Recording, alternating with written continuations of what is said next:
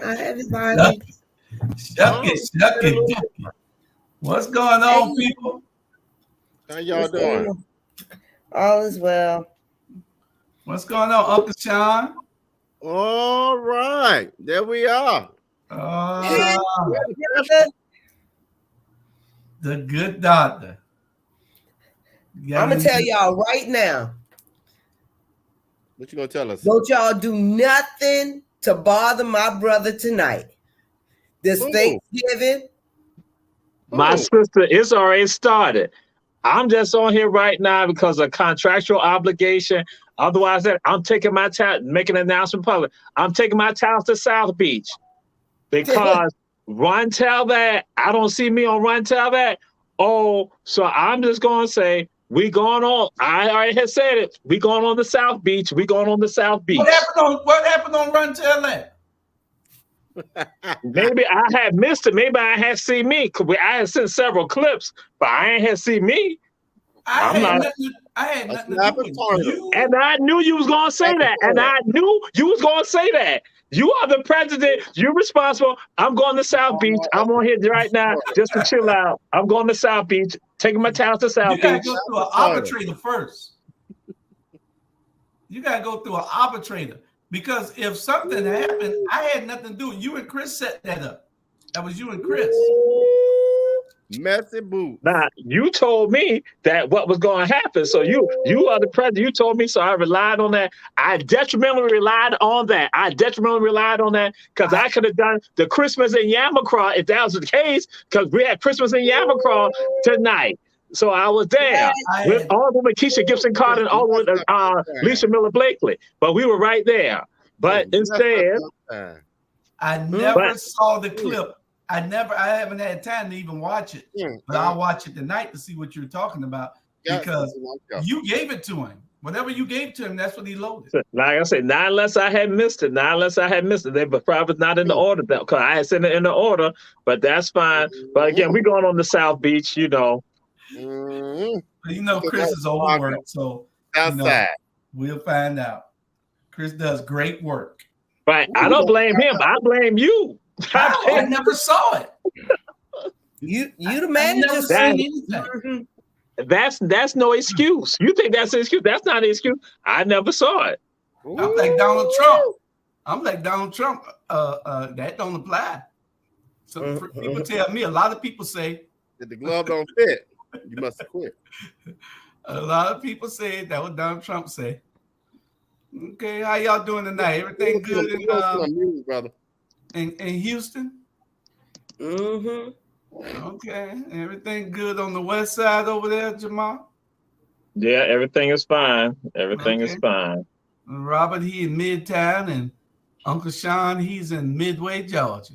In Midway, Georgia. Oh, that explains it. That's another piece to the puzzle. I'm not from Midway, Georgia. I just live in Midway, Georgia. I reside in Midway, Georgia. I still got my Geechee Gullah ways from Charleston.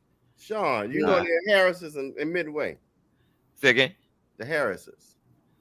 I don't know nobody here. Oh, we'll talk then. I don't want to put my business out there. But if you know Pastor A.D. Shaw, a good friend of mine. Bishop A.D. Shaw, excuse me. I do have some hole in me, hood and holy, you know. This is our special Thanksgiving show that we're going to expose Thanksgiving. You know, we're going to set the record straight and some more stuff. But in our general discussion is just 15 minutes of talk of any subject that y'all want to talk about. And that's what we're going to be talking about for the first 15 minutes. General discussion, don't be too long-winded people. Hey, Dot. What's up, hey, Dot? Happy holiday. Happy Thanksgiving. Happy fall. You're right. Happy fall. What's getting into the black people, y'all? With the just doing the mass shootings. I mean, man, I don't copycat. Copycats. Yeah. Copycats. But you know, that's one of our subjects, and that'll probably be our first subject. We'll move that to the first subject. But so we can run all that together. So we got about 20 minutes or so on this. Yeah, you're right, A-Dot. Stay strapped because you never know what's going to happen. This boy killed employees that he worked with, and he killed store employees in the Walmart in Virginia. And that is crazy. Just now. I mean, just now. You know, this happened a few hours ago. Sad. But they had his picture up real quick. Shit, I just saw the other boy that from where that was? Denver, Colorado Springs. Yeah, from Denver. I just saw him the first time yesterday. You know, so you know, What you said, video. It's a difference in how quick they find your picture around here. Yeah. He had a whole the other boy from Colorado Springs had a whole video of him committing his first crime last year. Yeah. You know. Yeah. And they told me they didn't know whether it was really him or not. So really, so they didn't put it up right then. Child, please. Really? It was almost like he was like yay when he said, I'm gonna go DEFCON 3 or my mama. You know, and he took her in the house with the bomb and everything, you know. Yeah, but that dude changed his name and all kind of stuff. He also goes by a binary. Yeah, he's a non-binary. Yeah, non-binary and all this other stuff. So it's like, I don't know. Well, he can go by they and them because he's big enough to, you know. You know what? You don't have like, to do that. He can go, you don't have to be like go by we. He can go by we and everything because it's like about 6 of them. Yeah. You know. Lord, he's trying to already had his Thanksgiving dinner. What's up with this non-binary? We, he, and she, and them. For the diversity person in the room, I'll explain. So, as we have progressed through life, we have expanded the gender spectrum. Everyone does not identify as a male or female. Some people identify as they, them, Z. There's a lot of different pronouns, and that's because some people inside truly don't identify as one gender or another. We don't experience that. I don't experience that. I identify as a male, and then you'll hear people talk about cisgender male and all that. But some people truly inside don't really subscribe to being a male or a female. What's never going on? I don't experience that. You don't experience it, so we won't know. It's like a woman can't experience having a penis. I mean, I'm not being graphic. I'm just being real. Shoot, I knew a woman. Never mind. Stop. Another show. We're trying to be for real. It's educational. Another show. No. But it's like but Chandra, you'll love this one. It's like we don't know how childbirth feels. Well, I don't love that because y'all should know how it feels. I think I know. Never mind. Especially Sean. Sean should know how it feels to have a baby. Why should I feel like y'all should know how I feel to get kicked in the nuts. You can't tell me about childbirth. I can't tell you about, you know what I'm saying? Well, how often do you get kicked in the nuts, Sean? How often you have babies? Not that often. Oh, Lord. You have how many? I've had 6. Well, okay, I've probably been kicked in the nuts my whole life, probably about 6 times. My whole life. Y'all stuff is coming later on. But have we really progressed? People say that we have progressed, and with regards to classification, have we really progressed? Is that really progression right there, or is that something else?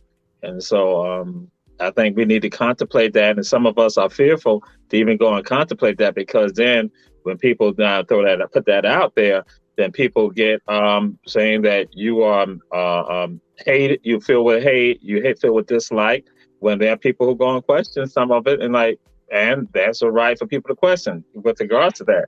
Is that progression, or is that something else? I'm just throwing it out there. Is it progression to expand pronouns? With regards to saying from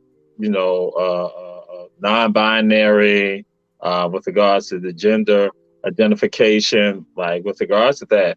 So when it comes down to it, we look at reproductive abilities and what's going on with regards to that. I'm not talking about with regards to surgical procedures. I'm saying like when folks are now born and brought into the world, and we're going to just say now it's a nurturing element that comes into play, saying that they don't identify with such.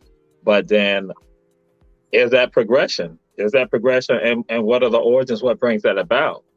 With regards to society, because even with regard to other elements that we say in society that we evolve. And so I guess I'll throw the phrase out there. People say we are so free till we're fooled. And so with regards to that, that's something that comes into play in general, and not just with regards to that, but with a whole bunch of things, just like we talk about shootings and other things like that at one time, you may not necessarily have had that because somebody wanted to basically be on the forefront of engaging in it. So just putting it out there. Yeah. I mean, yesterday when they were doing the news, the press conference, and they spent the whole 5 minutes, talking about what this person identify as and what that person identify as. I'm like, is this necessary? Can we just call them by their name and move on? Yeah. Chelsea Thomas, was in the number. Jeffro was in the number, I mean, and let's just go on. I mean, we don't have to do all that.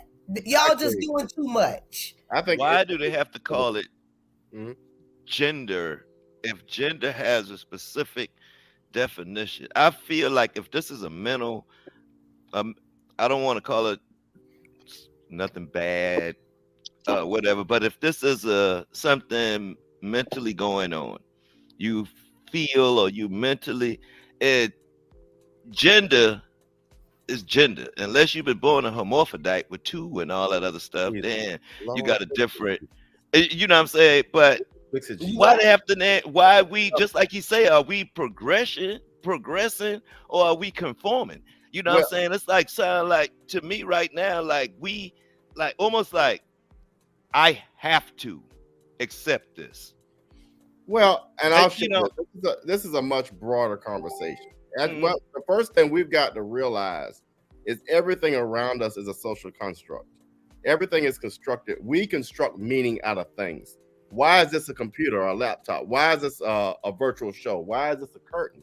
We have constructed those meanings.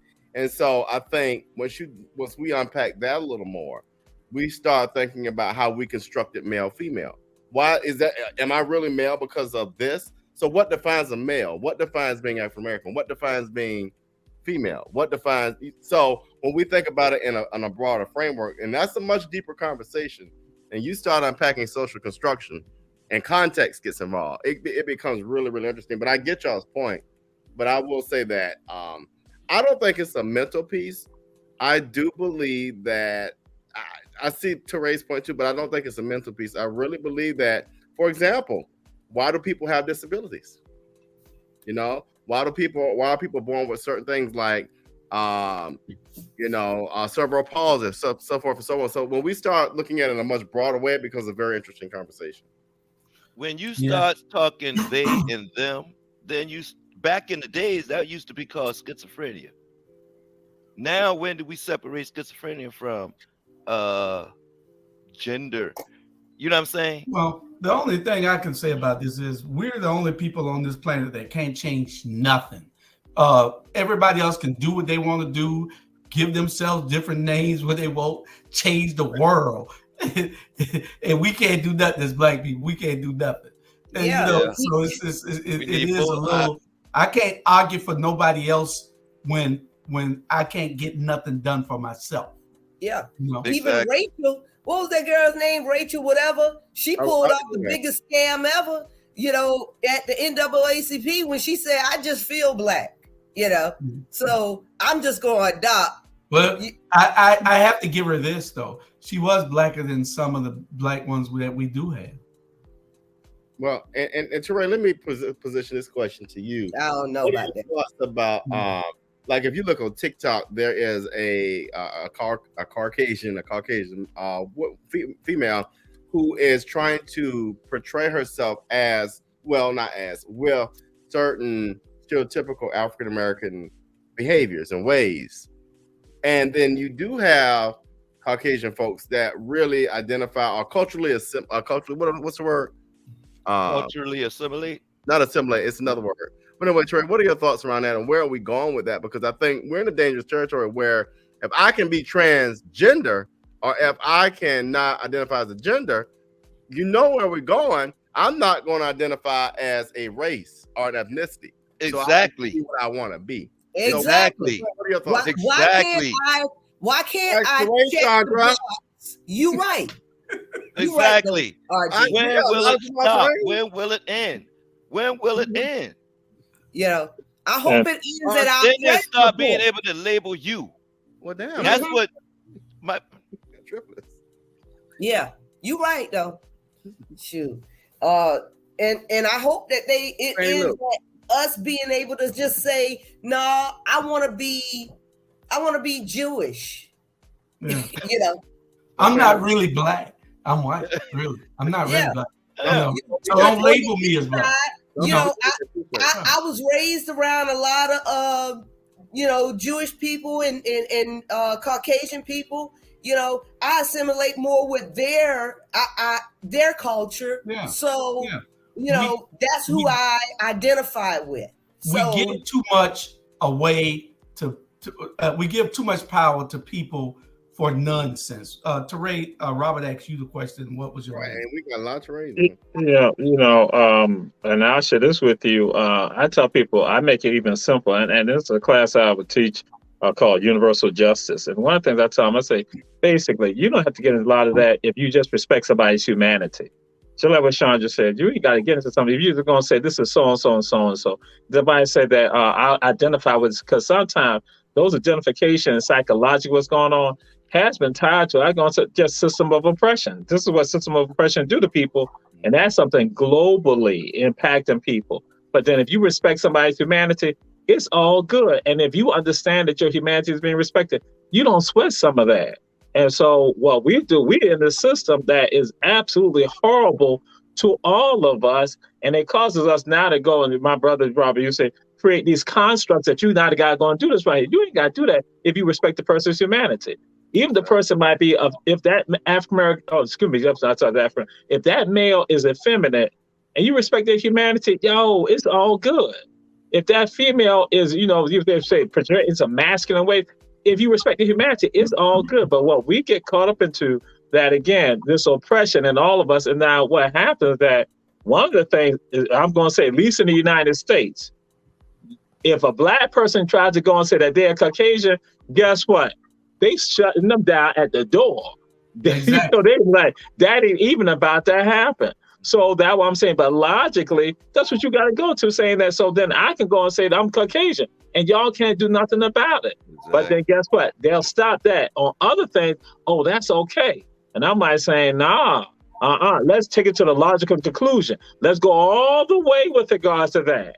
But you all will not allow that to happen. So that's why I think this is a part of a system right here that is problematic and that we got to address it all. And that's why I say disrespecting just one component, people's humanity. Mm-hmm. Exactly. That's true. Yeah. Very true. Exactly. And then, Robert, my brother, you said that why people disabled.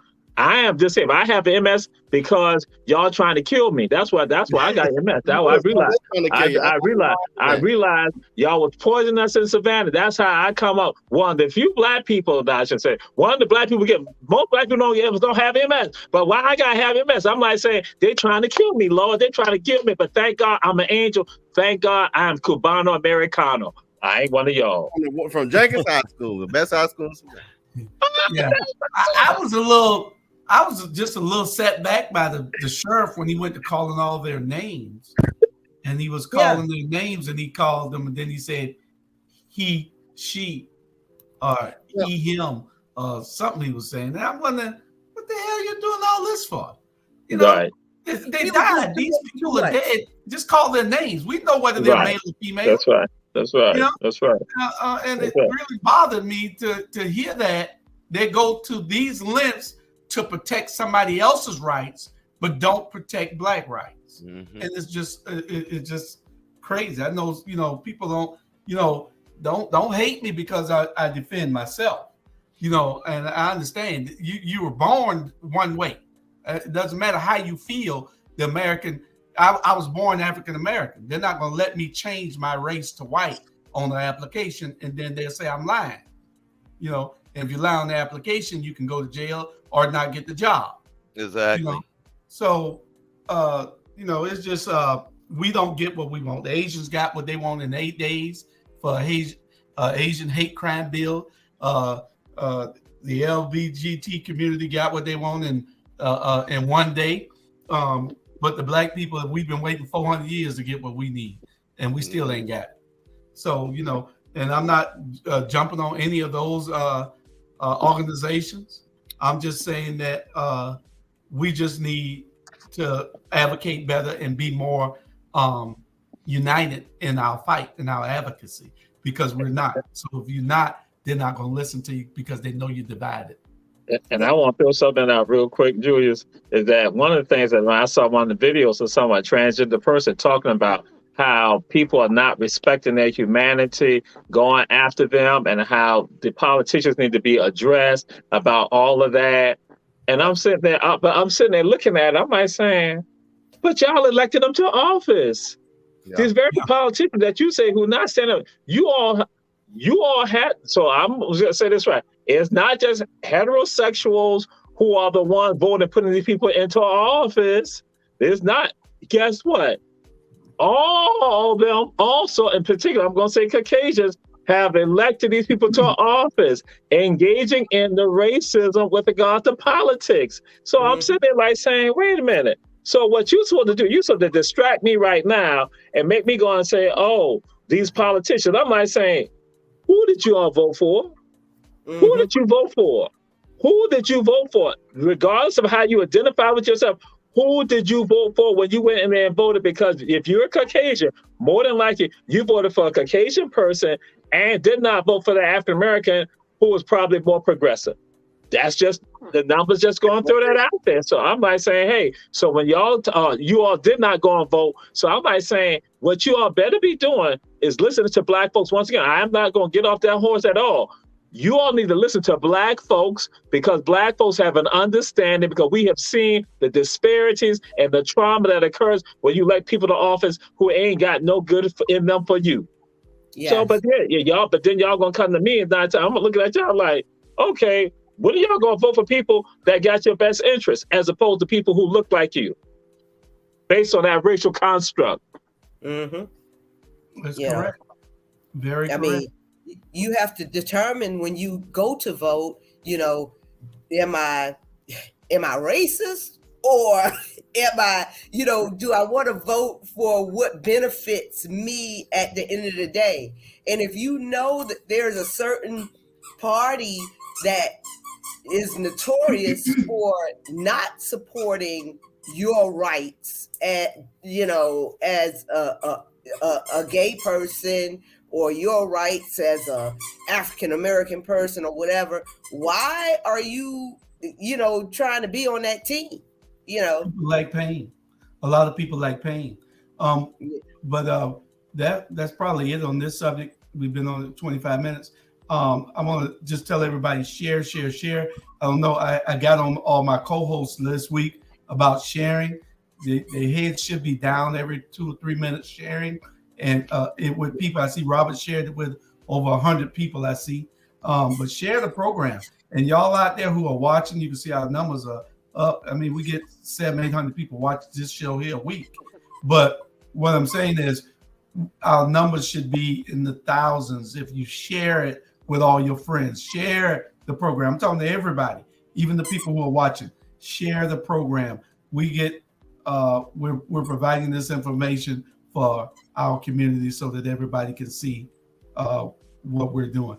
Robert, we got a couple of commercials, but before we do, we got one that we want to show. Dr. Betty, you saw that announcement, but watch this one.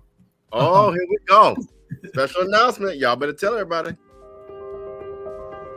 The city of Savannah has always been known for its African American culture, especially in the 5th District, where I live. Over 50 years ago, my mother and father developed a home in the 5th District, in Liberty City to be exact. And since that time, we have lost our voice and struggled to find the really great leadership that makes us really proud. Our culture, our heritage, and our land have been questioned. But if you join me, Robert Bryant, next year in 2023, we can get to work and believe in change that we can all be proud of. So join me, let's believe in a change, and together we will make the District 5 a stronger. Thank you. It's official now. Hey, all right. I'm moving to the 5th District. Oh yeah, official announcement tonight. Look at Jamal. Where you going at, Issa? Jamal has endorsed by going. He's back. He's endorsed. It is. So y'all, you got me on a technicality. I said no conversation about. I should have said no other political stuff. But yeah. You didn't say that. That's an announcement. It was just official. You heard it here first. Let's see what he's got. Go ahead, y'all. Yeah, that's the thing, Sandra. Huh? What? Sandra? I love it. I really do. And I'm proud of you. And and I hope that you can overcome the system, or the status quo, as we call them. Mm-hmm. Chuck said, what was the announcement? Chuck, he just played the video. Okay. Oh, there it is. Chuck got it. Oh, Chuck, Chuck, I didn't come to play. I come to win. That's right. All right, we're going to keep on moving, but that's the official announcement. That's what you get here on Our Black Media, and that's what we're going to keep doing. Oh, I love it. And to share this, Rontel that has only 2.5 viewers on today. But that's because nobody was on Runtel that sharing. But we got something coming for all the viewers. Chris is going to be up in that after a while. Don't worry. We can't just be on Roku paying Roku every month for nothing. We're going to be. It's a lot of stuff coming down the pipe. Be patient. You're a great asset to the community and to the world, brother. To the world. Oh no, I'm talking about today. You had 700 from the Rabble. Today, we had 2.5 people just looking at Rontel at today. So yeah, I'm just talking about. That's what I'm talking about. We had 2.5. Okay, well, you'll probably end up with about 70, 80 people watching it. Oh no, but I play it 3 more times during the week. Okay. Okay, that means it's gonna be 9.73. So, but guess what? The Anteater show that comes on, guess what? They got 500 people. They made sure the Anteater show come on. I'm just saying the Anteater show. Y'all don't know. There's a new show called. There's a new show called. Share. It's a new show. It's a new show called the Anteater Show. That I'm just saying that was produced by Julius Hall and Bernard Brown. The Anteater Show. Yeah. Anyway, hey, second subject. arranged marriages in the USA. Now, this is a subject that we talking about. Some of us had a discussion on it. And on our text thread this morning, you had Sandra and Sean talking about, they were arguing a point. One was on one side of one had one opinion, the other had a different opinion. And so this issue, it also came up, arranged marriages. Do you think it will work in the USA? I do. I honestly believe that it would. If it was more common. You understand? If it was more common right now, and I don't know, it's my kids are too old for it right now. Okay. But you're running into several problems that I want you to address, Mr. Sean. You said if it was more common and you had more arranged marriages, so then suppose a person don't know who they are, he, she, him, her, and then you done arrange them to be in a relationship with a man. Well, see, to me, I feel like that's the whole courting. You know what I mean? The whole courting part is, in so many words, an arranged marriage. You understand? Because it's like you basically giving this young man permission to come over, see your daughter, take her out, whatever, knowing that, okay, you're not supposed to touch, you're not supposed to, and that could start, to me, at any age. You know what I mean? Like, when do most little girls want to start dating or think they're ready to start dating? When they hit teenage, their teenage years or whatever. And I feel like, hey, if me and another parent had already made arrangements and all this other stuff, like, you know what, you got a son, you keep him out of trouble, all this other stuff, and you know what I mean? And they seem to like each other from here, then we could, you know what I'm saying, foster it in so many words. You know what I mean? Next. Well, I think that it's been successfully done in other cultures, and that's the reason why I said that it used to be in our culture, in the African culture, there were arranged marriages, or not really arranged, but the parents selected, took part in the selection. And that way we would keep out all this riffraff out of our families, and I was talking to one of my friends, and she's from the Indian culture, and she was telling me that she was in an arranged, she had been in an arranged marriage, and her parents selected, and it was based on the background of the family, they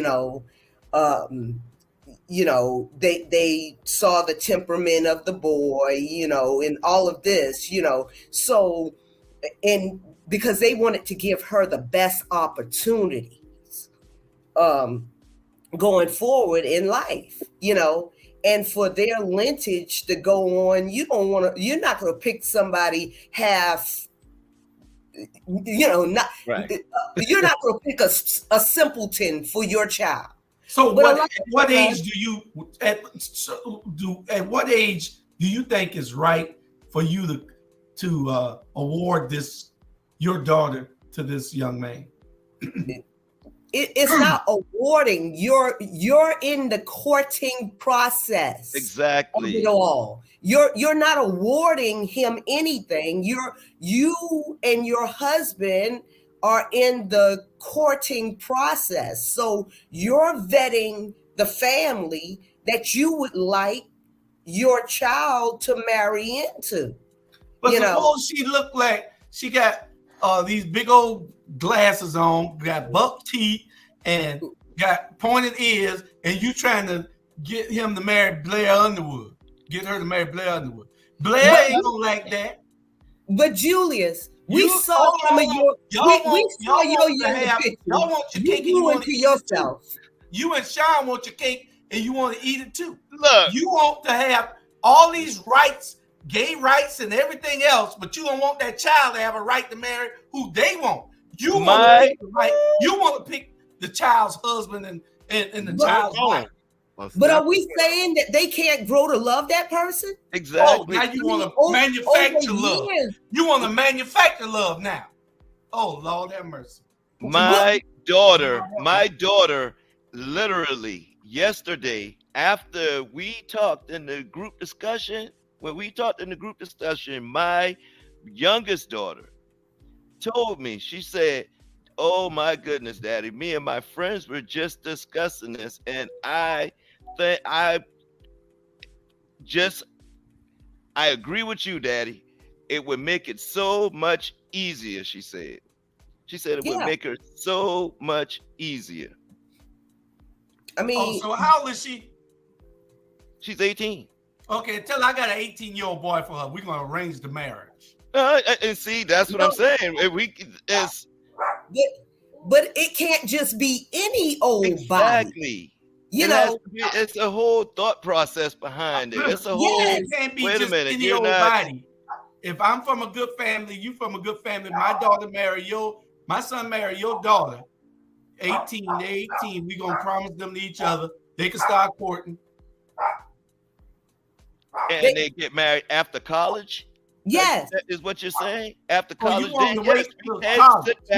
we could sit back and upon them meeting each other. And she said, "You know what, Daddy, he has good conversation." I said, "Okay, well, me and the father in negotiations." Yes. Yes. And after college, if you guys are still, on that track, yes. I think it's a terrible idea. Jamal. No, I don't. Because then this is the reason why you got people like Ben Adams as my child's my grandbaby's father. I wouldn't have picked that crap, And right now, my daughter is upset that she picked that crap. What you like? But I'm just saying. Another thing is my bad, especially in the black community up and down Highway 17. You better get to know these people, family, and all that, because they might be marrying cousins and stuff. Exactly. You understand? Alabama, because it's up and down. This ain't nothing but the whole trade, slave trade. A lot of cousins been shifted from this plantation to that plantation. I agree with Sharice, Miss Goody. I agree with you. They need their own community for that. Exactly. I would love that. Their own community where Sean and Sandra could move there and have their grandkids promise to each other. Sean, exactly. Yes. Hey, how did we get here? Let's see what Sean say. How did we get here? What made y'all get to this topic? The reason why I looked at it is because I see how progressive the Indian culture is. Jewish people do it, as quiet as it's kept, and Caucasian people do it as rich Caucasian people do it as quiet as it's kept. You're not just gonna just bust up being Tamika up into Ken's family, that live in the Hamptons. It's not going to happen, and they do allow their children to marry for love, but it's within the confines of that, of that social sector, So you stay in the social sector, and then y'all make all smart babies and advance the family. You're marrying to advance the family. You're not marrying just to lay up. I guess I'm too westernized now. Maybe you are. Yeah, I believe you are. Because let me tell you. Okay. The other day, I had, so we can go to Jamal. But the other day I had a conversation with my daughter about the future, and I said 9 times out of 10, things have changed, and I apologize, but 9 times out of 10, you're probably not going to end up marrying a virgin. And she was like, "Daddy, no, because that's what I want." And I said 9 times out of 10, with the way that y'all society is and everything, it's y'all probably end up like y'all experiment. They took the whole sacred from it. When you got people out there, Nicki Minaj and Cardi B, talking about what you could do with it and all this on the radio, and it's like, come on, man.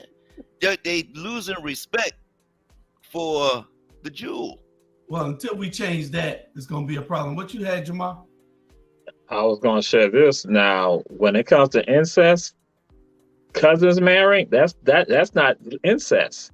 In fact, when Chandra brought about Jews marry cousins. Cousins are permissible in marriage. So again, so again, when people say marrying cousins, guess what? That's not only Christians marry cousins, Muslims marry cousins. So in other groups of people, all marry cousins. It's just that, again, how we've been things have been told to us that, well, you can't marry your cousin. No, yeah, folks do marry their cousin. And it's, again, you all may not realize that a number of Caucasian Jews do marry their cousins. And so, again, going back to somewhat a part of the element of what Chandra is saying, but then you find that with other groups of people also, that again, who are married. So I just wanted to throw that out there. So we might think about that. We hear that type of stuff. You're like, oh, but guess what? There's nothing that says, with regards to spiritually, that you can't marry your cousin. So, yeah.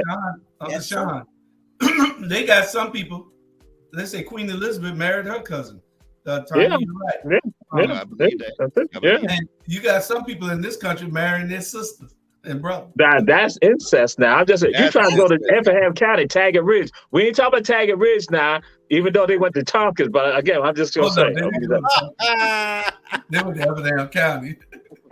Yeah, I mean, we're talking about third cousins or whatever like that down the line, not your mama. Nephew. They married first cousin, first, second, third, fourth. So all cousins. First cousin. But that's not incest. But just let y'all just throw it out there, because I would say even spiritually, that again, that does not. We have adopted certain things, and we're gonna say, oh no, we ain't so do that. But when it comes down to it, guess what? Them other people, they marry their first cousins. If they find out, hey, this works for us, that's what we're going to do. And some of us that we try. Yeah, I said it. Somebody said that married his sister. Franklin Roosevelt married his cousin. Right, exactly. Yes. Mm-hmm. Eleanor. Yeah. Mm-hmm. Yeah. All right, next subject. That was a hell of a family reunion. Messy boobs. That was a hell of a family reunion. You married your cousin. What the hell? We look at things in the African American community in a lot of shame. We do. We hold our standards a little bit higher on certain things that shouldn't count, and we're a little bit lower on things that should. And we let other people dictate how we should act and what we do. And that's a problem in our community that we need to straighten out. But that's true. Yeah, because I remember when I was 17, I had a fine cousin I was looking at, but that was my cousin. That was a joke. Hey, now y'all laugh. Good Lord. On the inside. I was like, is it real? I pick this right now. Man, what cousin was that? What's going on? Hey, all I can do is tell a joke. Y'all ain't got to laugh at her. We'll be right back after this first commercial break. Okay, man.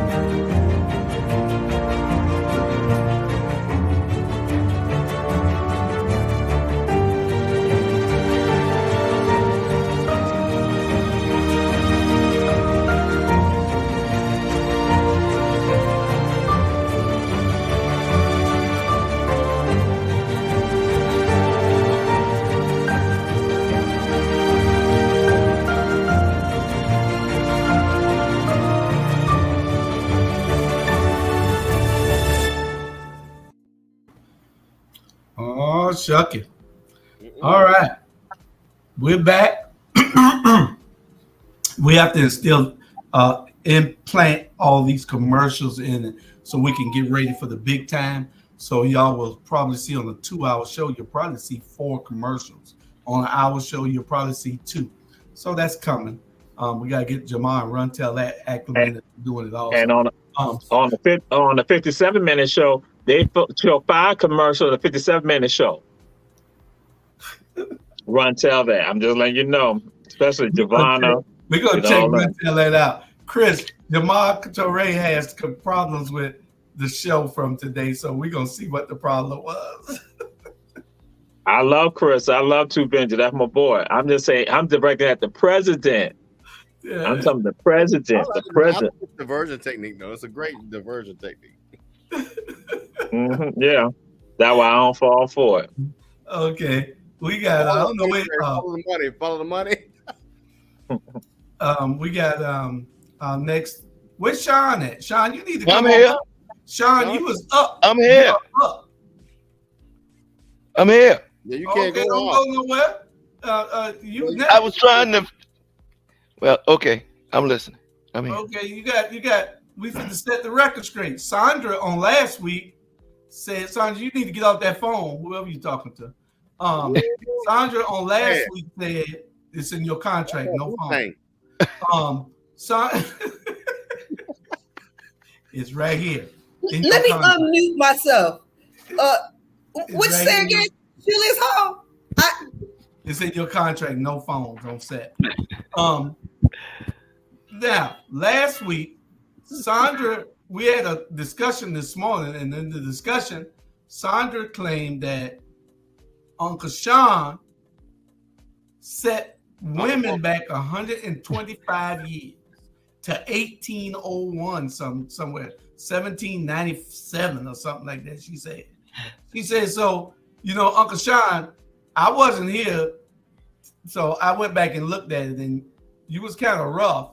And Sandra and you, we wanted to set the record straight. You got one opinion on it. Sandra has another opinion on it. So let us hear your opinions and defend your opinion. And no, y'all, please don't take each other edges off this week, please. Eyebrows and edges off limits. And don't be all day, because we got to discuss it too. I just say that Sean is a chauvinist, basically. Woo! A chauvinist? No, yeah. I am. That's what I said. I said it. I am a non-apologetic traditionalist. Okay, I'm trying to protect my daughters. Okay, my daughters. I see the future. And it don't look too. It's like they're trying to get rid of masculinity. And who's gonna protect my daughters? Question. What is masculinity? Again, I'm going back to what we talked about earlier. We as humans, as people, constructed this idea of what it means to be masculine. Help me understand, what is masculinity? What is that? What is that? Okay, to me, what masculinity is, it's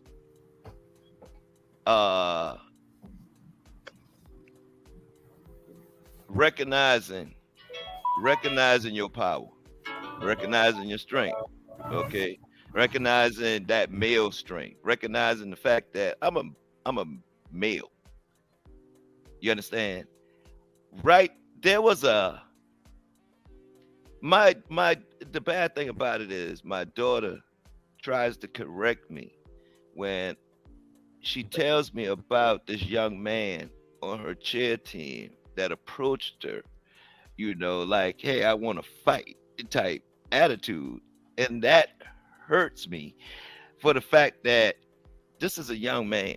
Back in my day, we used to, like, we couldn't hit cousins and sisters and all that as a male.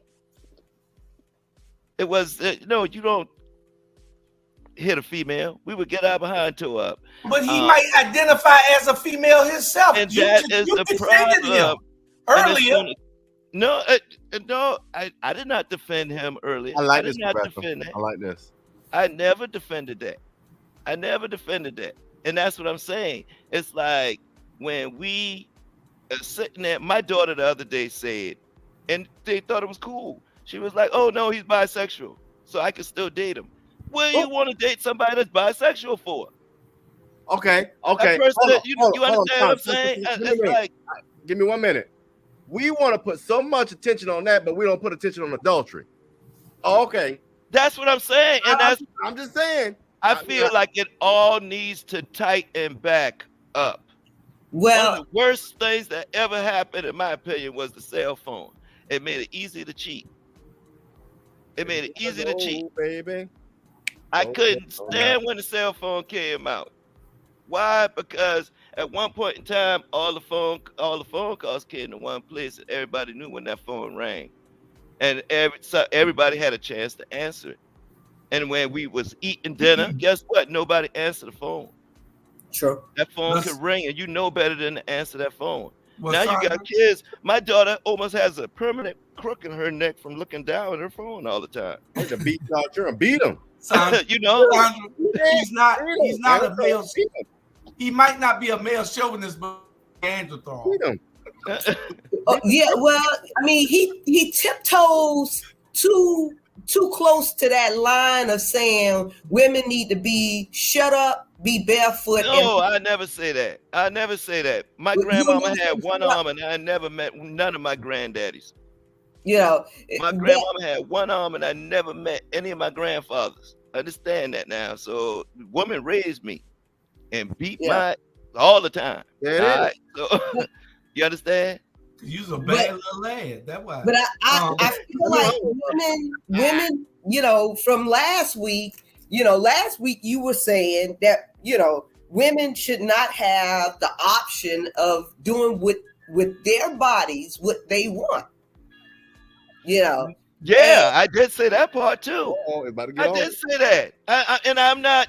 Why? Because once we did something, then it's our body. It's our in you. Yeah, it'll never be your body. It'll never be your body, Sean. No, it's our. No, it's not our. If our can't have the baby together, if you're not pushing while I'm pushing, it's not our. And so Burger King should share the money that they paid you because they help you make it. So you should, if you're working at Burger King, Burger King should come help you spend that money in Walmart. No, what I'm saying is where. All right, this is me. All right, if we get into that type of if we got into that type of physical arrangements, you understand? We went in that thing open, with an open mind, open heart, all that other stuff. And then females during that time and even after are mentally unstable. Am I postpartum? while you're pregnant, you're asking for weird food, all that other stuff. Your mind is fluctuating. You are very emotional at that time. That's You're called trying to hormones. tell me you're the only person that need to be making the decision of whether you want this extra oven, this extra, because y'all get extra hot. I mean, like the temperature rise in your body during that time. So a summertime baby, I heard, is one of the worst babies to have because, oh my goodness, it's hot. It's hot all the time, and I just want this thing out of me and all that other stuff. It's not doing right. You're digging a hole. You might want to stop. Go ahead. No, I mean, this is some of the stuff that don't do it, Mabel. It's Mabel, don't do it. To me. Oh Lord. Okay. Oh Jesus. I feel like it's all a part of an agenda, saying that we're to say you're not ready. You're not ready. You're not ready. If you ask anybody when they're ready to have a baby, if you're ready to have a baby, it's never a right time to have a baby. In so many words, never. But what I'm saying, it should not be. It shouldn't be the man's choice on whether she keeps it. No, but it should be a part of the choice. I mean, part of the answer on whether she do or not. That's just like, back in the day, women had to get permission from their husband if they were going to have their tubes tied. And maybe it's still like that in some states. But you got to get permission from your wife to get a vasectomy. But plenty of men did it without telling them. Oh, I couldn't have. I mean, I literally had to get a signature. I mean, but she wouldn't have cared, I'm sure. Yeah. I mean, that woman asked me, why are you getting a vasectomy? I already got my tubes tied. Why are you getting a vasectomy? Sean, that's a 10-yard penalty. Well, I don't know. Maybe because if we don't end up together the rest of the time, I don't want to have any more kids. And she said, okay. Well, I just think that you have that. Would you say that Neanderthal syndrome? No, I'm a traditionalist. I am a traditionalist. Same thing, Sean. Well, old school. Here's the thing. I get it. I'm a little more in it. So y'all know I have two. Well, most of us have two parents, hopefully. And I have a parent who was more conservative and one who's leans more liberal. Conservative folks do think like Sean that we should marriage between a man and a woman, and we go to school and you get it. Me and my other parent, I don't believe that. I think that you stay out of people's business. If you want to go marry the same gender, that's your business. If it don't impact my direct deposit every month, I don't care if you're gonna marry a horse. That's your business. If you want to go drink a gallon of alcohol and kill yourself, enjoy yourself. That ain't my business. We've got to learn to stay in what we call our lane. Because if you're driving down I-16 and I'm in this lane and you merge in my lane, we're gonna have an accident. So if you get in my way and in my business, we're gonna have an accident. So just stay in your business. And at the end of the day, we're gonna have opinions on it. But suppose they don't have AAA and they had a flat. Well, but RG, what's up, Johnny? Has anybody saw that pastor online? I think he lost his job for saying it, but he said that there is no such thing as marital rape, because when you marry, if you're married, a man can have you anytime he wants, because that's your husband. I'm gonna tell you like this here. You put your hands on me and I tell you I ain't trying to do it, and you put your hands on me, I'm gonna cut you. I ain't gonna cut you for real, but I'm just saying that ain't real. If somebody tell you no, that's no. Yeah. I don't care if you're married to them, got a leash on them, whatever. And if somebody tell you no, it's no. That's like me coming to take money out your pocket. Chandra, can I borrow $5? You tell me no, but I go get it anyway. That's stealing.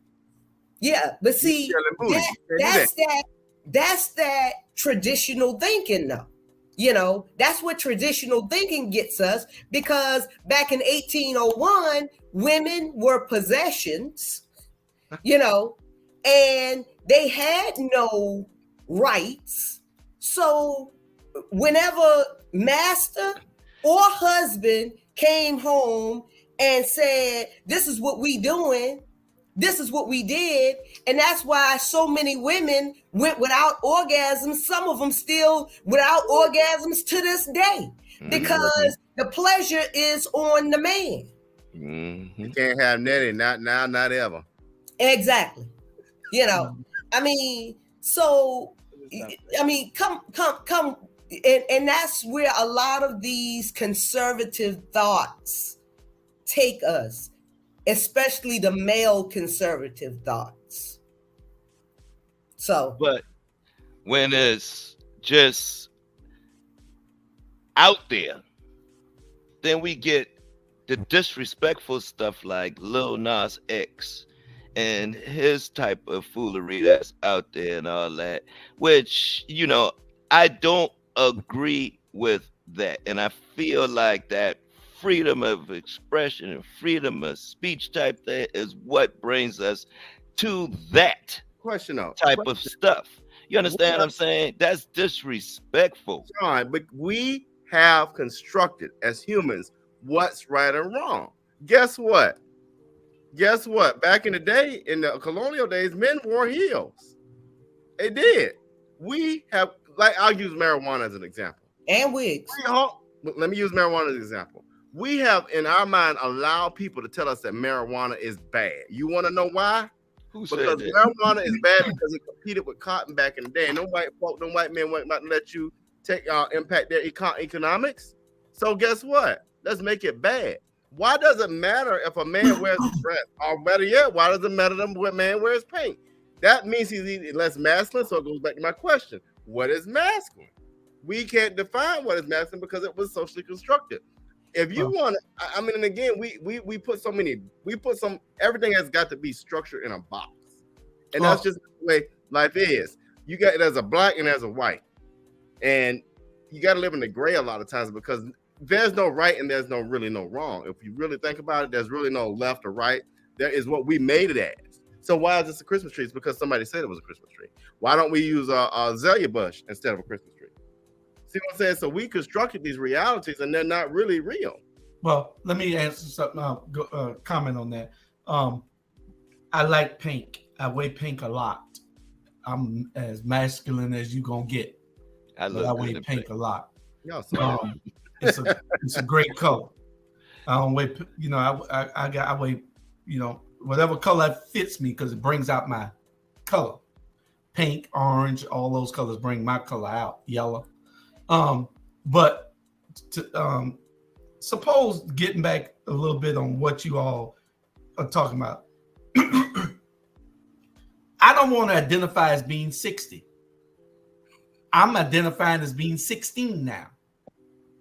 So the court should respect that and charge me as a juvenile if I go slap the hell out of somebody. Jamal. You know? So, I mean, this is the argument. You're letting people get away with too much. Time of day, he, him, her, she, whatever you was born with, that's who you are. We don't care about who you are inside. That's your problem. That's your personal stuff. But as far as you dealing with the world, you are this Mr. John Doe. That's who you is. You ain't no he, she, him, her, shit, my ass. This who you is. You that person. Because if I can't say I'm 16 and go slap somebody and get charged as a juvenile, you can't say you somebody who you ain't. Exactly. That's a loaded conversation, though. This is gonna be and as we move forward. I mean, when you start thinking about transgender and that it's gonna be a loaded conversation because Teray, you know this, and a lot of fraternities and sororities. That is a question. You know, do you admit transgender men into your organization? And that's where now I have to lean a little more conservative because I'm like, I don't know how I feel about that. No, and that's gonna be a no. So because so do you let a transgender woman membership and take that's why I kind of like, I don't know about that.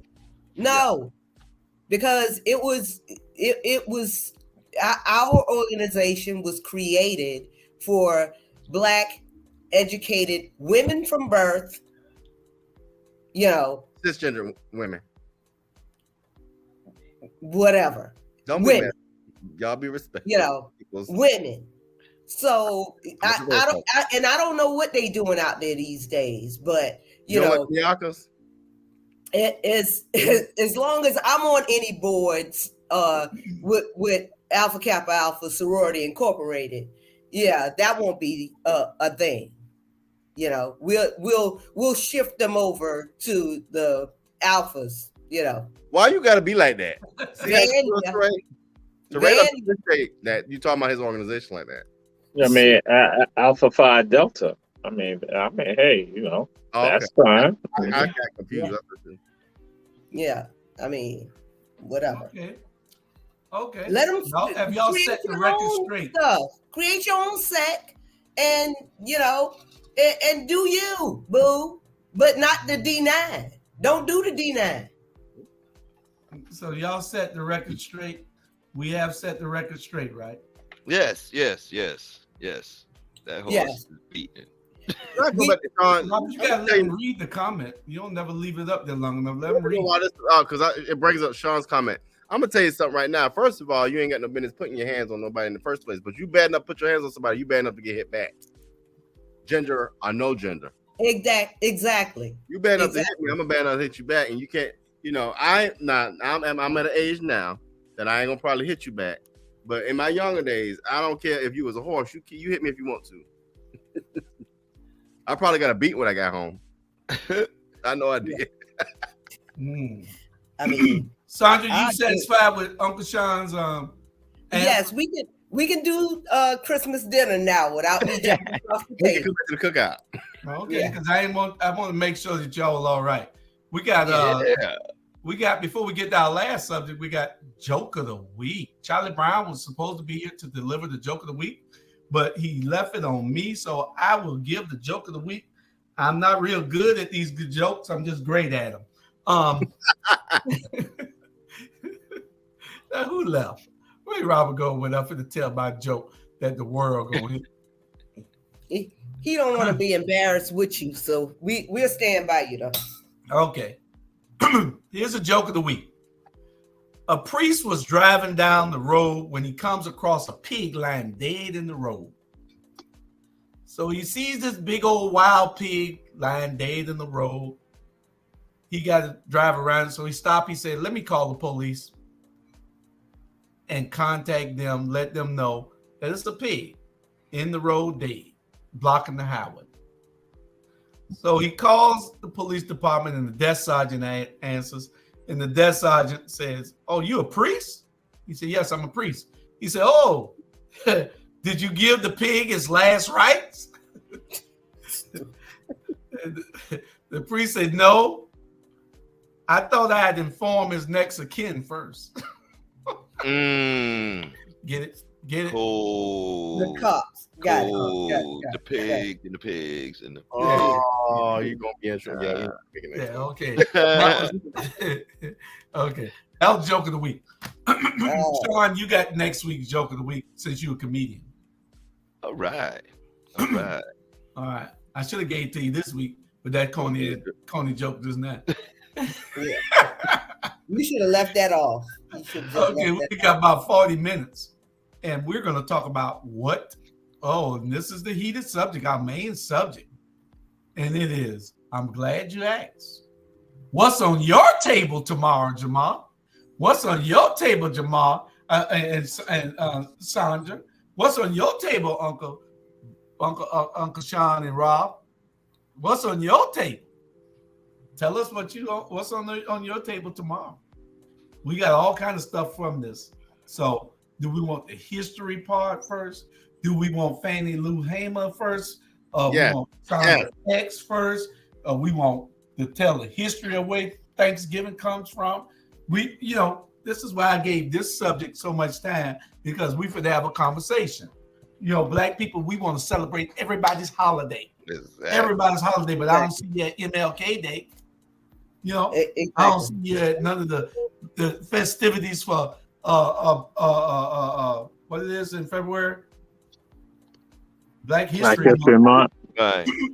That would be Black History Month. Yeah, I don't see none of those things, but you at St. Patrick's Day acting like you're Irish. Yeah. Down. You know, we got more green on than you got. Then go buy green. You go buy some green. Man. You know, well, you know, after learning the actual history of Thanksgiving, I couldn't celebrate it anymore. You know, yeah, it's nice to get together with your family if you like your family, or whatnot. But I don't celebrate Thanksgiving because that's Massacre Day for the Native Americans. And you still got people or teachers dressing children up as Native Americans, on these plays and parades and all this type of stuff, as if this was a happy time for them. And it wasn't, So I don't know. I don't like to rain on anybody's chitlins in Turkey and stuff, but I just think that I don't feel like we should be celebrating it if it is the celebration of somebody else's massacre.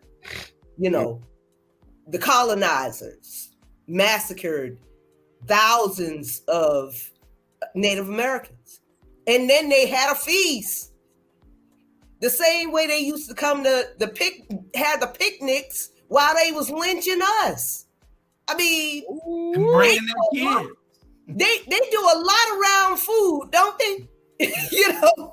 I mean, they don't care what they put around food. So that's where I'm at with it. I don't know.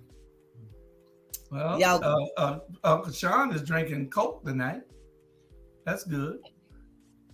My bad. Should have got some sponsorship bucks for that. My bad. Okay. I thought the camera was off. You Jesus. Yeah. I'm not a things. I thank the Lord every day. I don't have one particular day that I'm gonna celebrate this. I just don't. I go and hang out with my family, and my mama cook a Sunday dinner. But I'm gonna go. Oh, well, she cook a Sunday dinner on a Thursday. Again, I'm wondering who the real turkey is, because every year the turkey symbolize something. I wonder who the real turkeys are every year. We are. Yeah, we are. Jamal. My sister Sandra, she put it out there that again, Thanksgiving is tied to, when we look at that celebration, is tied to what happened to Native Americans. And November is Native American Heritage Month. This is what we're in right now, so we should be respecting of them. But then also going to the other side to that, for us, what we have used, African Americans, we use it as a time for gathering and to have some thoughts of thanks with regards to that. And I go and look at that. There was another one called the celebration called Yameh that was created by Dr. Khalil Abdul Muhammad, which again is not to replace Thanksgiving, but also just having Black folks come together and understand it. And like you said, Brother Julius, that again, we celebrate all these other holidays that again, and we want to be like them when instead we don't celebrate the stuff that's about us. Again, going back to this point about humanity, when you respect your humanity, know your humanity, you always elevate who you are. You make sure you elevate who you are first, and then everybody else can come along. That's what you do. But then sometimes we get caught up in elevating somebody else's humanity and keeping ours so low that's why we engage in them. So again, but this is a time for us to get together, as a family, Black folks that is, get together, reflect, and enjoy one another's company, because we might not know when we see each other again. Yeah.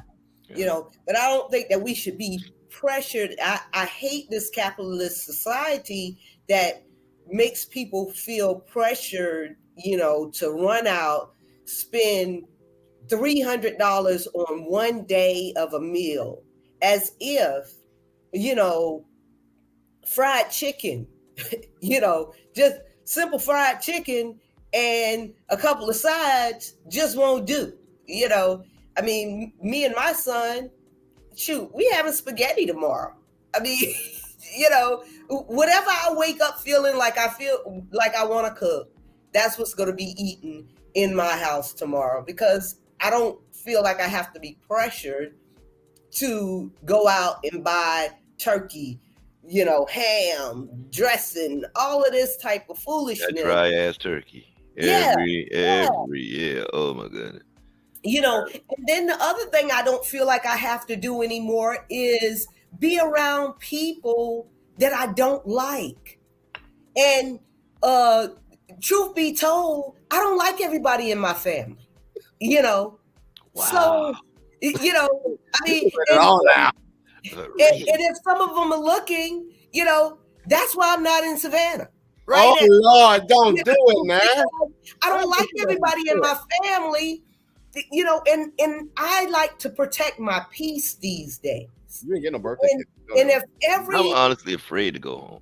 I'm afraid to go home because I might not come back, though. That's the thing, because I might not come back. I love home. I love home. I love home. Where you from? I'm from Charleston. So when I go home, I'm home and I'm relaxed. I feel a certain way, and I don't want to come back, but I know I have to come back. So that's the whole thing. It's like I don't do the whole drive coming back. But yeah. I mean, I just don't like fake people in my places anymore. People that that just talk about you. I mean, they're not checking for you. Yeah, they're not checking for you the other 363 days of the year. But we make it a point to try to spend Thanksgiving and Christmas. No. If you're not checking for me those other days, and we not breaking bread on any given Sunday, why would I push myself into that? So that's what I had to stop doing, man. Please, and it seemed like everybody always brought up uncomfortable stuff at the Thanksgiving. It was always gonna be some mess, That's after that liquid courage. After they get that liquid courage, and people get to fighting. Yeah. Why she bring that nasty behind macaroni and cheese? Nobody told her to do that. See what you got. Brought the little ugly bastard out. Hey, you're right. Mm-hmm. Yeah. Well, who this new guy is? With her. You don't even talk to them when they gonna break her. They ain't gonna be together long. Exactly. We ain't even gonna learn his name because he ain't gonna be around. I mean, just messy for no reason. I mean, that's not like that food. I'll be able to listen. Like, so for that reason, I'm just like I hang out with my maid family, and instead of I value my maid family more than I value my blood family. What's up? Oh, they brought your fixins. Yeah, he not invited nothing. Yeah, what? What woman got you? Oh, and the juice, boy. Yeah, but that's that Carrie Hayes juice. Mm-hmm. No, it ain't. Boy, you better not be doing that Carrie Hayes. Carrie Hayes don't even taste the same. Where we at? That's 420. That's like 520 right there. 520 Wayne. Robert, you had your say on this on what you're doing tomorrow and what's on your table. Oh man, but you know what, Chandra, I see your point, and I learned it from mom and dad. I'm just a big family person. I don't agree with everything and everybody's ways and behaviors, but they don't agree with mine either. But I enjoy it's something to be said about fellowship over meals and putting things aside for a moment, just to be hugged on and hug on people. And But I know I get your point. And honestly, you know, when I've come to realize when stuff get real messy, I'm either gonna exit the room, find a way to divert it, or I'm just not gonna participate, because you can be mad, upset, talk about me all you want to. But guess what? If you don't bother, as long as it don't bother my direct deposit every month, we good. We good. I got a rule. If you don't feed, hold on, let me feed. What's another word? Hold on, y'all. Give me a minute. If you don't feed, are not intimate with me, use other word, or finance me, we good. I don't get that much attention to you. Well, that's true. But if they don't feed, fondle, or finance you. Hey, there it is. I love it. Yeah. Free. But yeah, that too. But when when you coming from as far as I come to come to hang out with family, the last thing you want to do is have a bad time when you know you got to spend over $1,000 to do it. You know. Yeah. How about when you get there, everybody wants you to come by their house, and it's like, whoa, I came all the way here. Y'all can at least come to where I'm at. Exactly. You know, so yeah. Oh, well, in the history of Thanksgiving, I guess our two historians gave it to us already. But I really, I don't celebrate a lot of things. I got away from it. I became such a avid reader in my time away from home that I had enough time to study a lot of things. I tolerate a whole lot of things these days because I know it's not about me. But I participate in these things because of my loved ones, but they all know how I feel about certain holidays. Because if you're not going to celebrate yourself, I'm definitely not going to celebrate somebody else. Definitely not. And that's just my feelings on it. I it's just where I go at with it. I believe in I found myself, and it was a search. Sometimes God gets a hold of you so he can show you a different side, and sometimes you just got to open your eyes. A lot of people don't want to hear it. A lot of people are just closed-minded because they don't want to change. And change came easy for me. After you sit and you read and you really sit and you say, wow. Then you read this and you say, wow. Now anybody can write a book. But when you're talking about history, when you're talking about something that is laid down with factual history, then it changes your perspective on a lot of things. And we as a people, we need to understand who we are.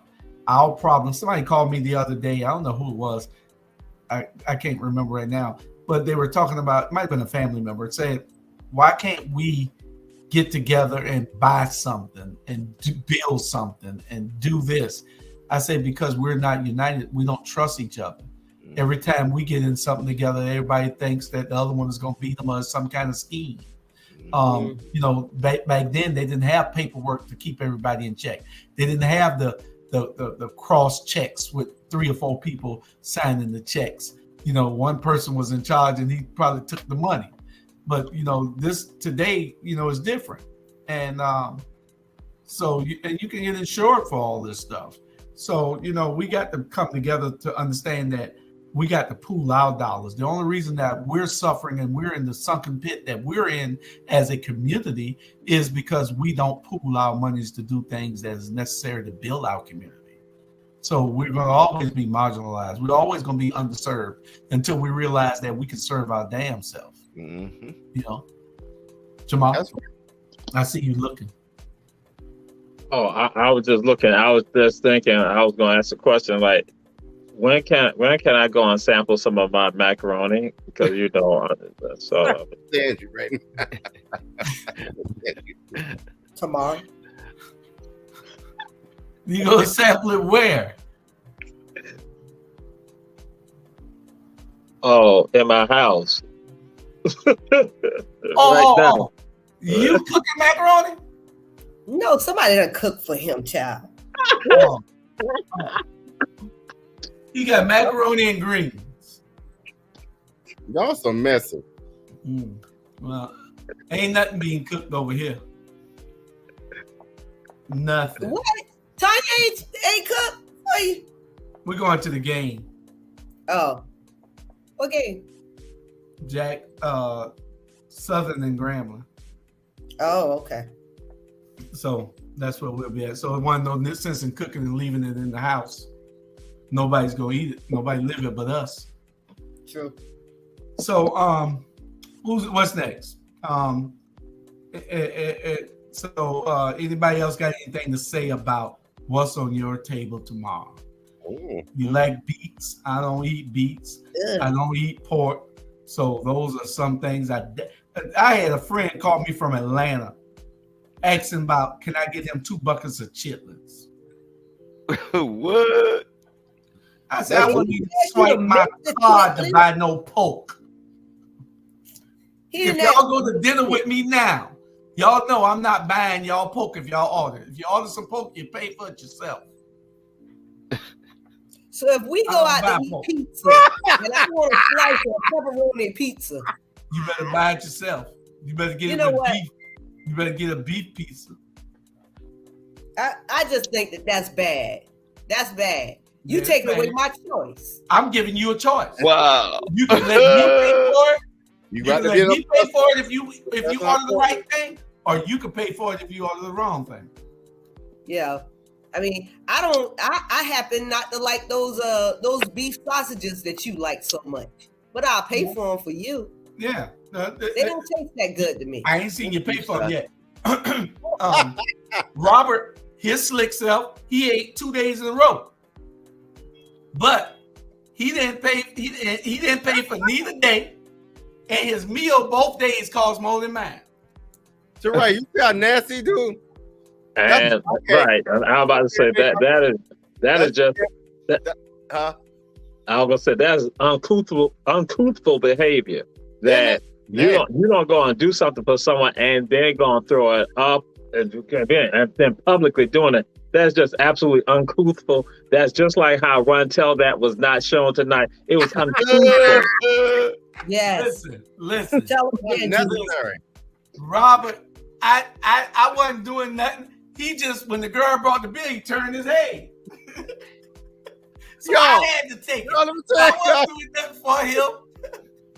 Yo, we had a dinner for work, right? A lunch, and they would pass around the mic. 3 people at every table had to talk. I told my admin assistant, said, turn around now. Turn around. They gonna give you the mic. If you look, they gonna give you the mic. I got my skill now. I got skills now. I'm telling you. Yeah, you got them. But that'll be your campaign contribution. I'll get the next bill. We're going to McDonald's. I'm like, Charlie, we're going to McDonald's. Okay. We got one subject that I want to bring up. But I say I'm going to bring it up on the next Saturday. We're going to go to this paid campaign announcement again, real quick. Go ahead. I'll let you cue it up. And we're going to play that real quick and come right back for our last 20 minutes. The city of Savannah has always been known for its African-American culture, especially in the 5th District, where I live.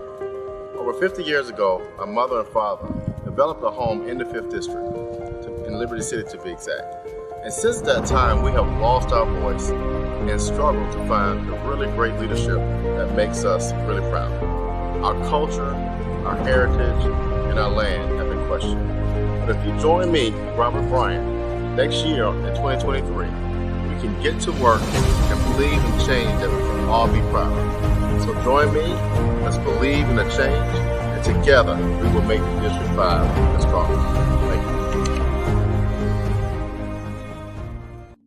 you. Okay, then you signed it then. And go Dave Chappelle, little Dave Chappelle on okay, I don't know. My landline phone. Maybe your mama still got that one. Oh, sorry. And then you got Jamal up. Pull the book down a little bit. Let me see what the name of it is. Adorn. Africa Adorn. Okay, by Angela Fisher. Okay, he's trying to tell us to go buy this book, y'all.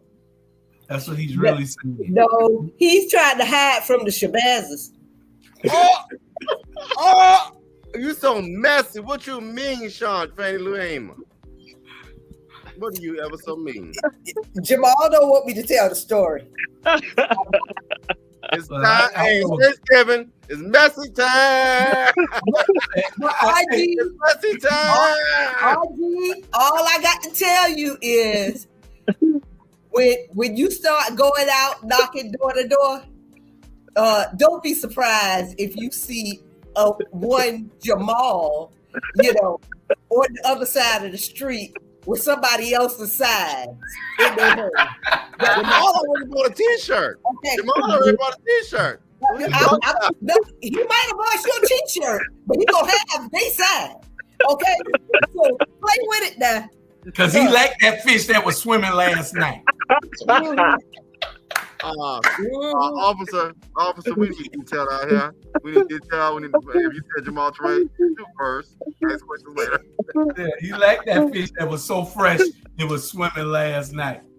Yeah. So, I'm just here to tell you, I don't want you to be confused at all. Okay, I love my brother, but I know he is a switch out. But Sandra, I have to admit, and Jamal should have told me this, because that's his cousin. And Sandra, I feel your pain because the man gritted on me at the event the last week. So I felt your pain. About 2 weeks ago, he gritted on me at an event. Actually gritted on me. I spoke and he gritted. So I understand what you said when you felt threatened by that gun that time. Wait, what? Okay. See? Oh, Lord. I shouldn't say that loud. Robert might chicken out now. Robert might not run no more. I'm telling you now. Hey, y'all ever seen Candy Birds? When you go low, I go low with you. So you're not doing the Michelle Obama thing? I'm Michelle Obama. Yeah, I love her, but I don't subscribe to that. Well, the elections is about 13. What it is? How many? 13 days away or something like that? 14 days? No, it starts right after Thanksgiving. For Warnock. Yeah, I'm talking about the main day on the 6th. Yeah, but y'all have Saturday early elections. This 2 weeks from yesterday. Yeah, 2 weeks from yesterday, y'all need to be ready. Yeah, but y'all can vote early on Saturday, the 20. Did they just overturn that today? Yes. No, they made it. Supreme Court ruled a few hours ago. They said that they can have early voting. When did you see the last thing on that? Yesterday. Okay, they just ruled a couple of hours ago and overturned that. If I'm not mistaken, somebody correct me if I'm wrong. Rebecca, if you still on here, how about let us know whether you can go vote Saturday or not? Because I think I saw where they overturned it. So we'll see in a minute.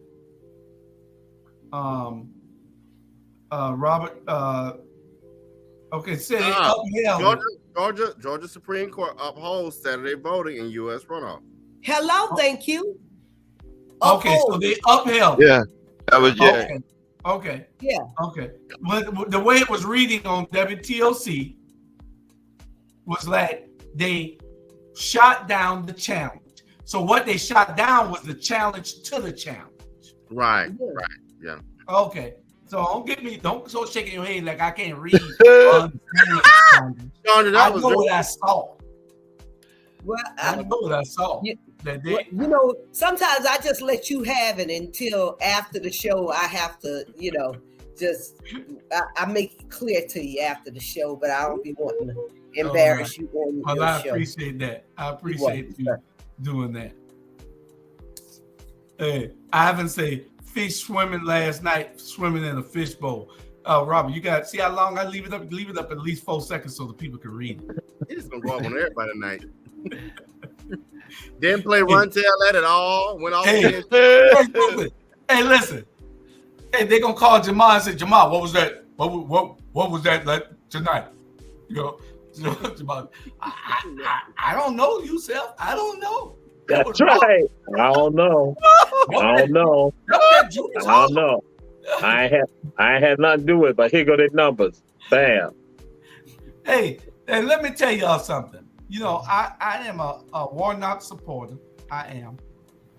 Because he's from Savannah and because he's better than Herschel. But I got a call, Jamal. Since we got a little time, I can tell y'all about this. I got a call from somebody that's on the Warnock team. Uh-oh. And they were looking to hire me. Wanted to know that whether I could put a team together and do some work. And was paying me 5 figures.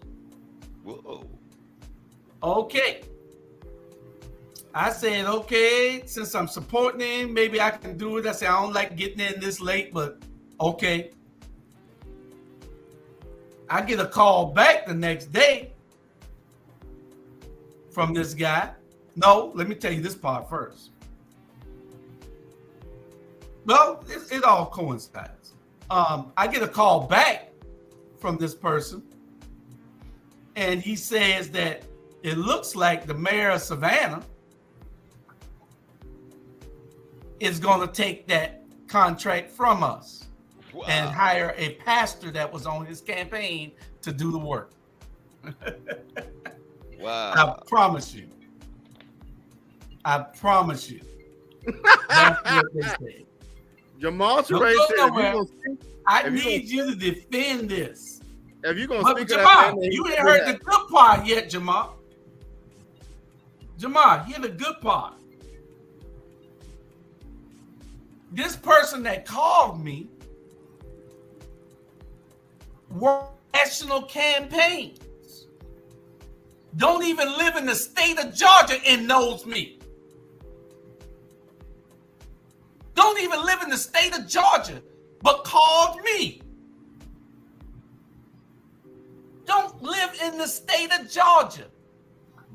And then when he tells me that your friend has taken that contract from us, and he called another name who I got to talk to this person and find out whether they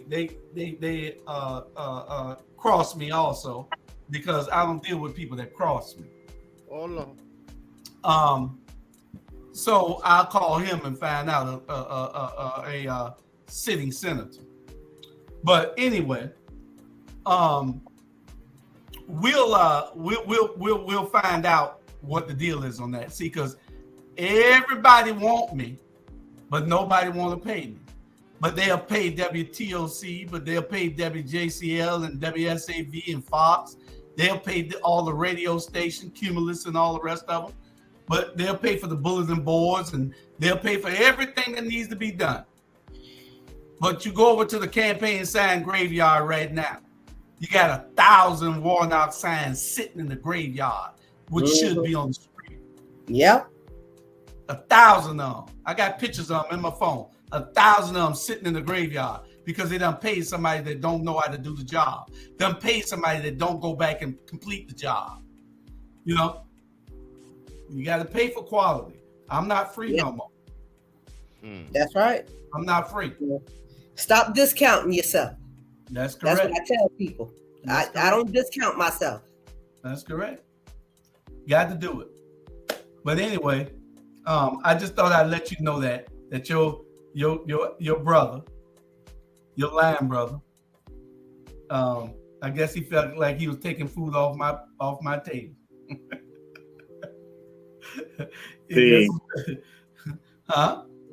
The number one Democratic Party official in Savannah, Georgia, is the mayor of Savannah. That is the mayor of Savannah. Savannah is the largest municipality in Chatham County.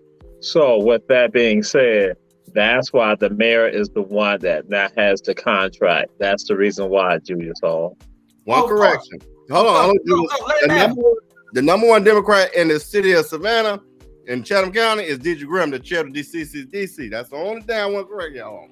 Yeah, that is correct. Whatever Teray is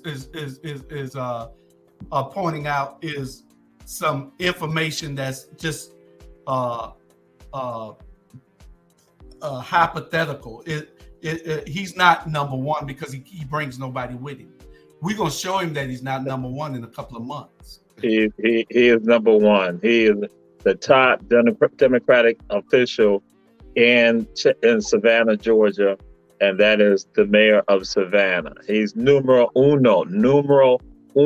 That's Spanish. Rebecca said, "Too bad he's not a Democrat." Thank you, Rebecca. Tell it. Preach. Oh, she said, "Too bad he's not a Democrat." He is a Democrat, and those who say he's not a Democrat, they are blue dogs. They are red dogs. Man, they are not true Democrats. What is he? Is he a Zell Miller Democrat? No. He is a Bill Clinton, Obama, Jack Kennedy Democrat. But you know what they say, right?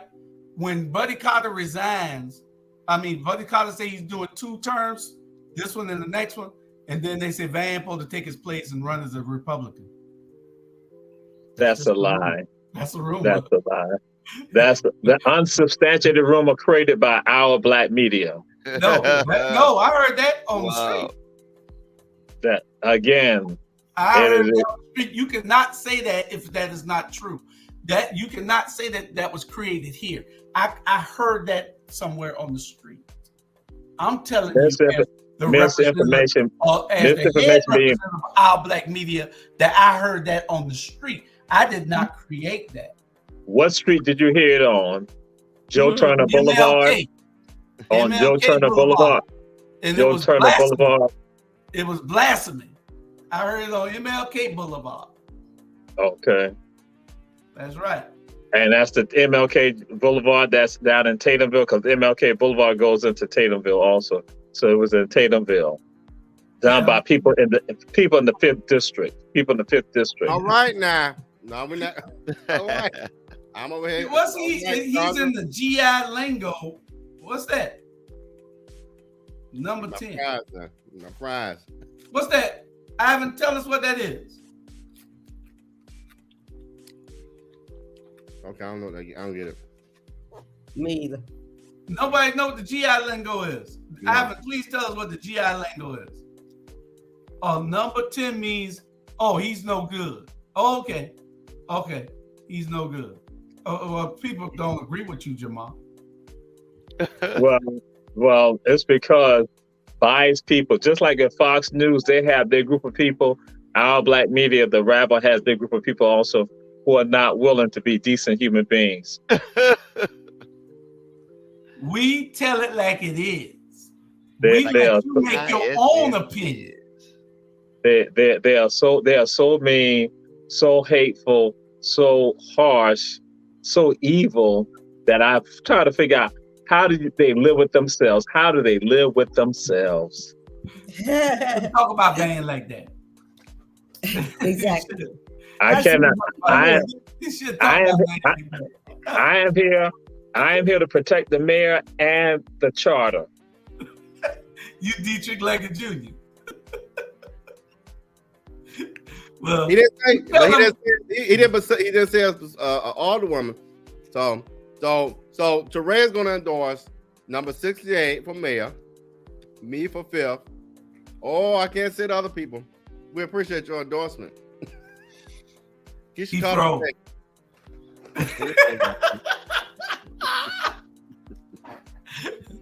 Anyway, that is going to be a great race coming up. We're going to have fun with this. It's going to be very interesting with the materials that we're putting out. Y'all saw Robert's commercial today. That was just the announcement. We're going to have some hard-hitting commercials coming in the next couple of weeks, and y'all stay tuned to that. We're going to run a decent, clean, truthful race, and we're going to put the facts out there in all the races. We understand that when you hire people, we hired you by our vote to do the right thing, and you only thought that doing the right thing meant doing it for somebody else and not for us. So there are consequences to pay for your misbehavior, and you shall pay those consequences. And that's something that we're promising. Now, Jamar is frozen, so those comments were solely mine. and so you all are going to tear the Black community apart politically. Y'all going to tear the Black community apart. How you say, burn it down so it can build it again. Burn it down. I'm going to use your words. Build it back up. You thought we weren't listening, eh? Burn it down. We're going to burn it down and build it again. Plant some new seeds. I was talking about in Midway and Riceboro. Oh, Midway and Riceboro. Okay. I'm on camera. I'm still here. I forgot I was on camera. Just shooting away. We're gonna have Sean running for city council in Midway. Hey. How far he is from Riceboro? Didn't we have a black mayor in Riceboro that died? Yeah, Joe. Oh, wow. Yeah. Well, we got a black man in Midway first now. one in Midway. They ain't never had one in Midway. No, we got a black man in Midway. Midway and Riceboro had black mayors before Savannah had black mayors. Yeah. Really? Yeah. We doing Midway and Riceboro are predominantly black cities. At one time, were all black cities. Wow. See? History. I didn't know that. Yeah. I didn't know that. Lewis Wilson will run for mayor. Mayor what? What about Garden City? I know Lewis Wilson. Lewis Wilson gonna run for mayor what? I ain't seen Lewis Wilson in 2 years. He live right around the corner from me. Lewis Wilson run. He moved to Midway? Yeah. Lewis did? Yeah. I guess he got tired of he really got tired of banning them stuff. Hold on, Uncle Sean. You talking about Lewis Wilson, red guy with freckles in the face? Look at him. I'm about to find him right now. Look like Robert a little bit. Yeah. See, that's how rumors start. Right. You know, Robert gonna run for mayor of Midway. That's what I think, but the commercial says something different. Turtle. That Lewis is your daddy. Yeah,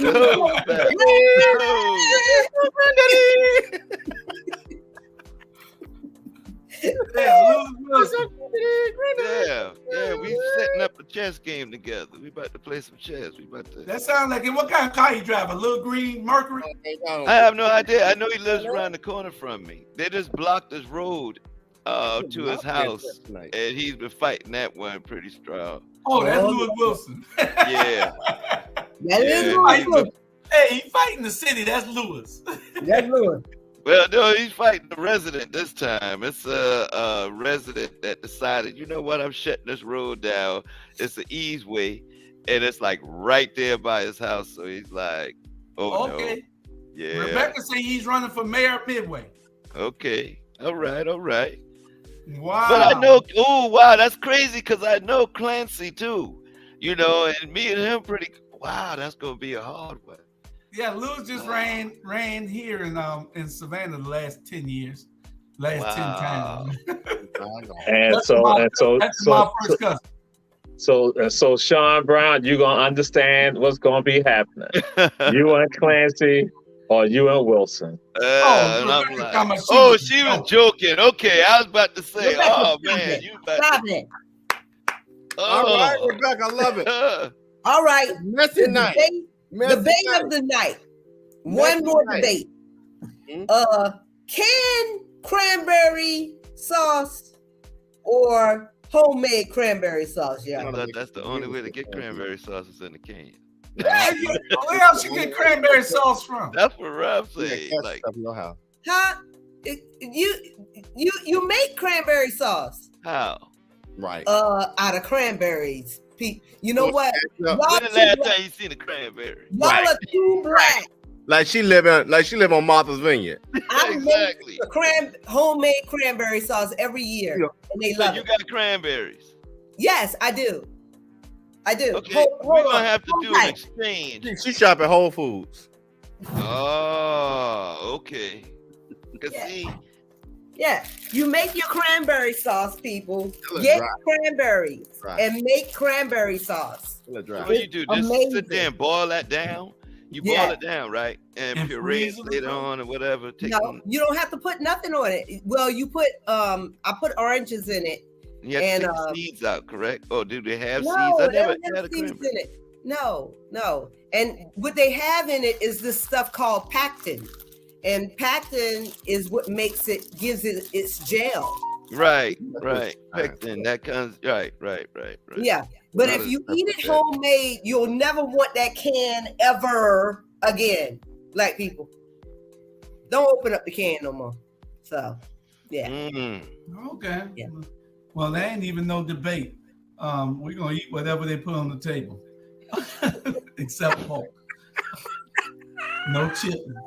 They were buying chitlins. You saw that today, Robert. They were buying chitlins by the pan out of Kim. I don't want no boo boo in my mouth. They were buying chitlins by the pan. That stuff ain't good for you. The bus driver for Black Voters Matter, he walked in to have lunch and asked them, can he buy half a pan of chitlins? Wow. Oh, what a damn I tell you, they out of chitlins in Atlanta. Mother called me up, want me to get him 2 buckets. Wow. I said, I don't buy pork. Don't buy pork. Have your wife buy it and take it up there. Now you don't have your wife buy something for no other man. You crazy. Now you trying to Well, that's what we in the business world call a workaround. No, that's called you about to get your kick. Yeah.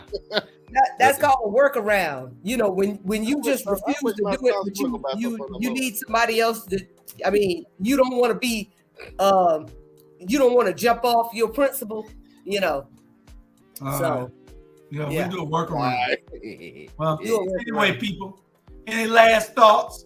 We're glad to have y'all here this Thanksgiving Eve, and we want to give shouts out to all the people that were looking and commenting. Malvise, Rebecca, Ivan, Miss Gooding, Betty Jones, the whole 5th district. We want to tell y'all thank y'all out there. Bridget Israel. That's my classmate. Who else? We got a bunch of people that were commenting, and we appreciate you all looking. Chuck Fagan, John McMasters. Yeah. John, you out there in California, be safe, bro. We'll see you when you get back over this way. Tanya Howard Hall, Keyshawn Housey. We see all y'all. We appreciate y'all. Who else out there that was commenting? Phyllis Russell. Hey, Phyllis, how you doing? Okay, Dr. Betty Jones. Okay, April Kelly. Hey, April. And I think that's about it on the King J. What's up, King J? Hey, Chris Smith, Better Savannah, A. Whiteley. We appreciate all y'all looking. We appreciate y'all sharing. Y'all share.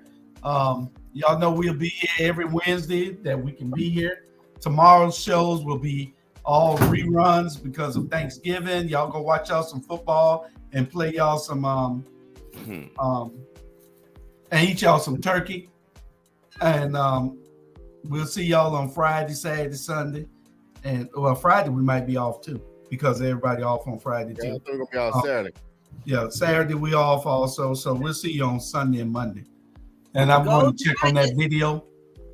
But Jamal say run tell that one shown. We finna get that right now. And I mean, it was shown, but the portion that I specifically was be involved, I did not see me.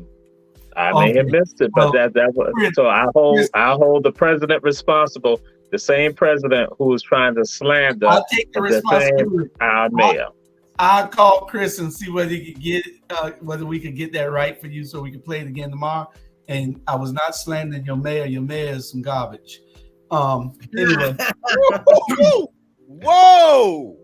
I mean, the truth is the truth. Wow. I mean, if I lied, then that's slander. But we talk about the truth. Wow. We talk about the truth. Wow. Okay, so anyway, I mean, great guy. He's a great friend, Jamal. Great guy. Like him. Thank you. But as a mayor, as an elected representative, travel down the road. No, you don't cut the mustard. Chandra, your heart is true. You're a friend. We'll see y'all tomorrow on all our shows all weekend. Y'all stay tuned. Have a great Thanksgiving, even though I don't celebrate. I eat the turkey. Have a great Thanksgiving because it's the only thing that's being cooked. Stay away from the pork. Stay away from the chitlins and the ham. And them ribs. And them ribs. And good night, everybody. Good night. Good night. We will see y'all later.